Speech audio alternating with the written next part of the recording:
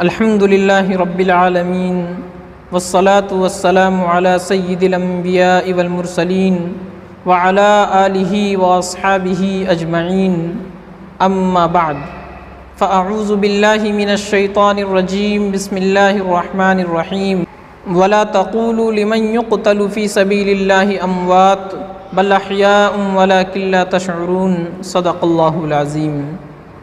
میرے محترم بزرگوں اور عزیز دوستو، یوم عاشوراء 10 محرم الحرام حضرت حسین رضی اللہ تعالی عنہ کی شہادت کا دن ہے۔ اس دن حضرت حسین رضی اللہ تعالی عنہ کی شہادت ہوئی ہے سن 61 ہجری میں۔ میں آپ حضرات کے سامنے حضرت حسین رضی اللہ تعالی عنہ کی شہادت کا پیغام کیا ہے یہ بیان کرنے کی کوشش کر رہا ہوں۔ میرے عزیزوں،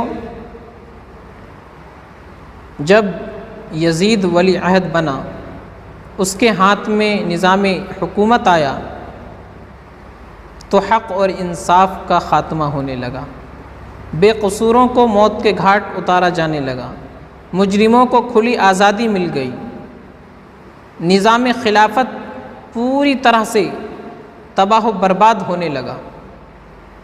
ایسے میں حضرت حسین رضی اللہ تعالیٰ عنہ کے سامنے 2 راستے تھے۔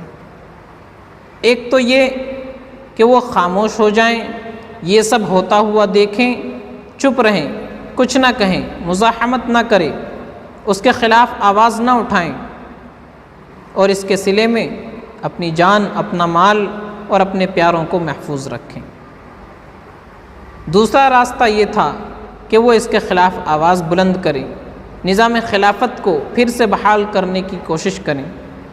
میرے دوستو، نواسۂ رسول سیدنا حسین رضی اللہ تعالیٰ عنہ کے لیے یہ تو ممکن ہی نہیں تھا کہ وہ حق کے خلاف بات ہوتے ہوئے دیکھے، نظام خلافت کو تباہ و برباد ہوتے ہوئے دیکھے اور خاموش بیٹھے رہیں۔ چنانچہ انہوں نے دوسرا راستہ اختیار کیا اور اللہ کے دین کی حفاظت کے لیے، اسلام کی حفاظت کے لیے، اپنے نانا کی وراثت کی حفاظت کے لیے اپنے آپ کو، اپنی جان، مال اور اپنے خاندان والوں کو قربان کرنے کا ارادہ کر لیا۔ وہ چاہتے تو آرام سے اپنے گھر میں بیٹھے رہتے، عیش و عشرت کے ساتھ زندگی گزارتے، اپنی جان بھی بچا لیتے، اپنا مال بھی بچا لیتے، اپنے پیاروں کو بھی محفوظ رکھ لیتے، لیکن نہیں، انہوں نے ایسا نہیں کیا، کیونکہ آنے والی امت کو، آنے والی نسلوں کو ہمیں اور آپ کو یہ پیغام دینا تھا کہ لوگوں، حق کے لیے سر کٹا تو سکتے ہیں لیکن سر جھکا نہیں سکتے۔ حضرت حسین رضی اللہ تعالیٰ عنہ بڑی بے دردی کے ساتھ میدان کربلا میں شہید کر دیے گئے، ان کے خاندان کے افراد شہید کر دیے گئے۔ ہمیں اور آپ کو اس سے کیا سبق ملتا ہے؟ کربلا کا دن، یوم عاشوراء 10 محرم ہمارے لیے شہادت حسین کا پیغام لے کر کے آتا ہے۔ وہ پیغام کیا ہے؟ میرے عزیزو، سب سے پہلا پیغام جو حضرت حسین رضی اللہ تعالیٰ عنہ نے دیا وہ یہ کہ حق کے لیے ڈٹے رہنا، جمے رہنا، حق اور انصاف کی بالادستی کے لیے، ظلم کے خاتمے کے لیے جمے رہنا، قدم پیچھے نہ ہٹانا، یہ پیغام حضرت حسین نے دیا۔ دوسرا پیغام حضرت حسین رضی اللہ تعالیٰ عنہ نے دیا کہ حالات کیسے بھی آ جائیں، کتنے ہی ناموافق ہوں، تمہارے ایمان اور عمل میں کمی نہیں ہونی چاہیے۔ چنانچہ میدان کربلا میں تیروں کی بارش ہو رہی ہے، جنگ کی حالت ہے، اس حالت میں بھی حضرت حسین کی نماز قضا نہیں ہو رہی ہے، سجدہ نہیں چھوٹ رہا ہے۔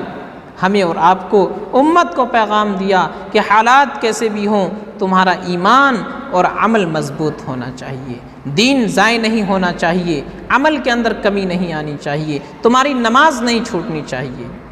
آج ہم حسین سے محبت کا دعویٰ کرتے ہیں، لیکن اپنی زندگی میں جھانک کر کے دیکھیں کتنی نمازیں ہماری قضا ہو رہی ہے، نرم نرم بستروں پر گدوں پر سو رہے ہیں، اس کے باوجود نماز نہیں پڑھ پاتے ہیں۔ حسین نے تو میدان کربلا میں نماز پڑھ کے دکھایا اور ہمیں اور آپ کو پیغام دیا، حالات کیسے بھی ہوں ایمان اور عمل مضبوط رہنا چاہیے۔ تیسرا پیغام حضرت حسین رضی اللہ تعالیٰ عنہ نے دیا کہ مسلمانوں، دین کی حفاظت کے لیے، اسلام کی حفاظت کے لیے، نبی کے پیغام کی حفاظت کے لیے تمہیں سب کچھ بھی اگر داؤ پر لگانا پڑے تو لگا دینا، مال دینا پڑے مال دے دینا، جان دینی پڑے جان دے دینا، خاندان کو قربان کرنا پڑے خاندان کو قربان کر دینا، لیکن دین کا جھنڈا نیچے گرنے نہ دینا۔ یہ پیغام حضرت حسین رضی اللہ تعالیٰ نے دیا۔ چوتھا پیغام حضرت حسین رضی اللہ تعالیٰ عنہ کی شہادت سے ہمیں یہ ملتا ہے کہ مسلمانوں، ہر حال میں تمہاری نظر اللہ پر ہونی چاہیے۔ تم اپنی کمزوری پر نظر نہ رکھنا، اللہ کی طاقت اور قوت پر نظر رکھنا۔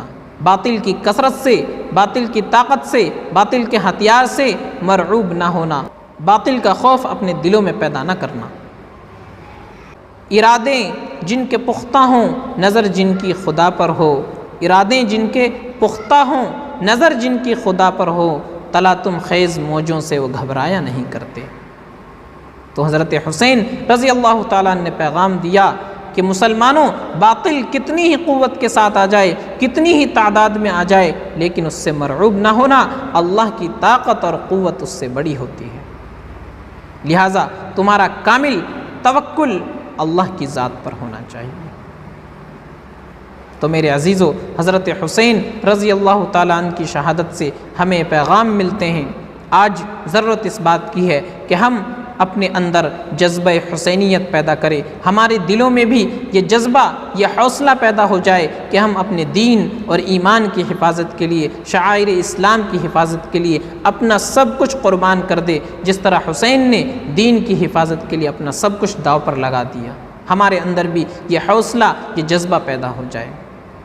حسینیت اور یزیدیت یہ دو کردار ہیں جو ہر زمانے میں پائے جاتے ہیں۔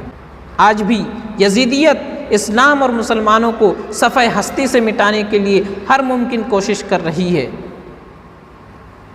ایسے میں ضرورت اس بات کی ہے حسینیت پھر سے ابھرے، حسین والا جذبہ پھر سے مسلمانوں کے، نوجوانوں کے دلوں کے اندر پیدا ہو جائے، اور وہ ایک مرتبہ پھر باطل کے سامنے، کفر کے سامنے، یزیدیت کے سامنے سیسا پلائی دیوار بن کے کھڑے ہو جائیں، اور ان کو بتا دیں کہ اصل زندگی تو یہ ہے، جینے کا مزہ تو یہی ہے کہ جس نے جان دی ہے اسی کے لیے جان کو قربان کر دیا جائے۔ جان دی ہوئی اسی کی تھی، جان دی ہوئی اسی کی تھی، حق تو یہ ہے کہ حق ادا نہ ہوا۔ تو آج ضرورت اس بات کی ہے کہ ہم اپنے اندر وہ حوصلہ، وہ جذبہ پیدا کریں اور دنیا کو یہ پیغام دے دیں کہ قتل حسین اصل میں مرگ یزید ہے، قتل حسین اصل میں مرگ یزید ہے، اسلام زندہ ہوتا ہے ہر کربلا کے بعد۔ اللہ نے فرمایا وَلَا تَقُولُوا لِمَنْ يُقْتَلُ فِي سَبِيلِ اللَّهِ أَمْوَاتٌ، کہ اللہ کے راستے میں شہید ہونے والوں کو مردہ نہ کہوں، اصل زندگی تو انہی کی ہے، وہ زندہ ہیں، لیکن تم سمجھ نہیں پا رہے ہو، تمہارے اندر اتنا شعور نہیں ہے کہ تم ان کی زندگی کو سمجھ سکو۔ اللہ تعالیٰ ہم سب کو عمل سمجھ کی توفیق عطا فرمائے، اللہ ہمارے اندر بھی جذبہ حسینیت پیدا فرمائے، ہمارے دلوں میں بھی اللہ اہل بیت رضوان اللہ علیہم اجمعین کی عظمت، محبت پیدا فرمائے۔ وآخر دعوانا ان الحمد للہ رب العالمین۔